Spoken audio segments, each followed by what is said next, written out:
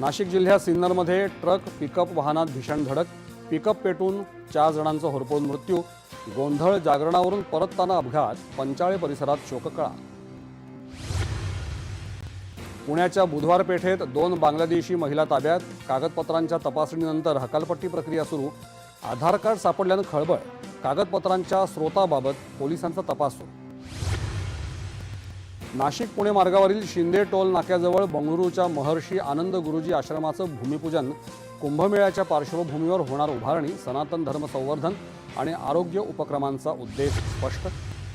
हिंगोलीत 4.7 रिश्टर क्षमतेचा भूकंप, यवतमाळातही सौम्य धक्के, जीवितहानी नाही, प्रशासन सतर्क. नागरिकांना अफवांपासून दूर राहून शांतता राखण्याचं आवाहन. छत्रपती संभाजीनगर जिल्ह्यात कन्नडजवळ करंजखेड इथे श्री रेणुकादेवी यात्रा महोत्सव उत्साहात संपन्न. भाविकांची मोठी गर्दी, पारंपरिक 12 गाड्या, पालखी आणि दशावतार कार्यक्रमाने आणली रंगत.